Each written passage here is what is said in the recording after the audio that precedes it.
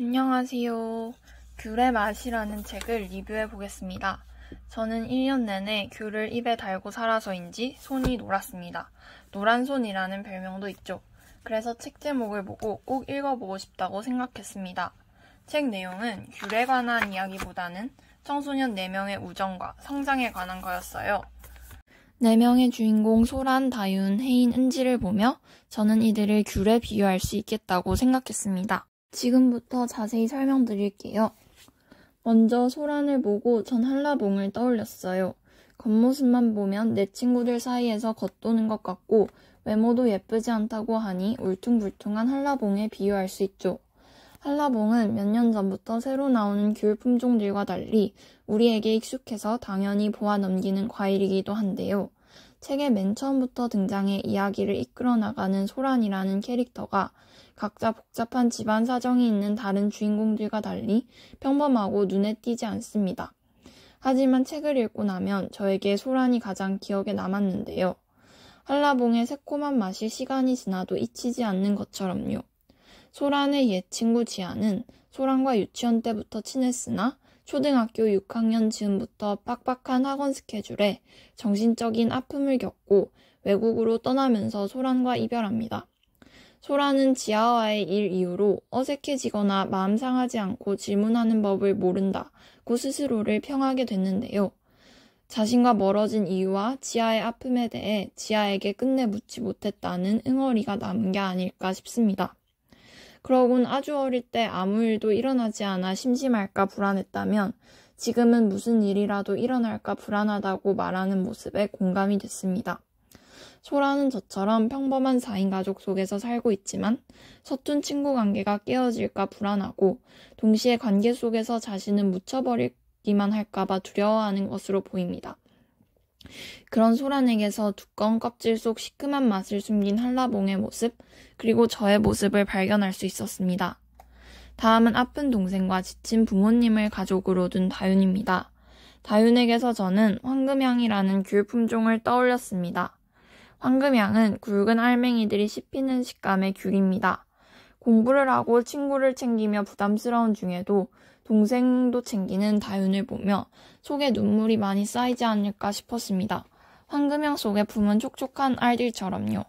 마지막에 외국어 고등학교 대신 친구들과 함께 곰곰이 고민한 후 스스로 결정한 신영진 고등학교를 다니게 된 다윤의 모습은 황금향이 쌓아왔던 금빛 눈물을 투둑하고 터뜨리는 듯 아름다웠습니다. 혜인은 가부장적인 아빠에게 분노를 배운 남동생, 아빠에게 폭력적인 말을 들으면서도 가족을 위해 끝없이 노동하는 엄마와 함께 삽니다. 저는 혜인을 선혜양에 비유하고 싶습니다. 혜인은 어려서부터 아빠의 외모에 대한 간섭, 엄마의 건강을 챙기는 요리 덕에 곱게 자라 예쁜 껍질을 가진 천혜양 같기도 합니다. 하지만 아빠가 당한 사기로 위태로워진 가족, 그리고 아빠와 남동생의 억압으로 다른 친구들과는 다른 아픔을 겪었습니다. 규정할 수 없는 깊고 묘한 향을 가진 천혜향처럼 혜인이 어려운 상황 속에서 한 성장이나 생각들은 다채로울 것이라고 생각합니다.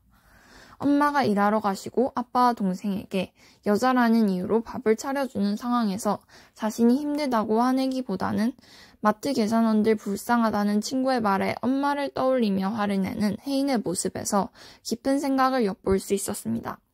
책 속에서 혜인은 아빠의 언행에 욕이 올라오는 상황을 많이 마주합니다. 그래서 친구 은지에게 기대어 울 만큼 약한 마음을 가지기도 합니다. 아름답지만 아주 얇은 천혜향 껍질처럼 여리지만 아픔을 견디고 좋은 딸이라는 예쁜 모습을 유지해야만 하는 혜인이 안타까웠습니다. 어린 시절 친했던 친구에게 이유 없는 학교 폭력을 당하고 잘못하지 않아도 불행해질 수 있다는 걸 빨리 깨달아버린 은지도 있습니다. 은지는 청귤에 비유하고 싶었는데요. 여름에는 노랗게 익었다가 곧 예쁜 청록빛이 되는 청귤처럼 은지는 아픔을 겪었음에도 중학교 때 소란, 다윤, 혜인과 밝은 우정을 일궈 나갑니다.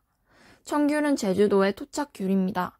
은지에게는 늘 은지 말에 귀 기울이고 은지를 보살피는 엄마와 할머니가 계십니다.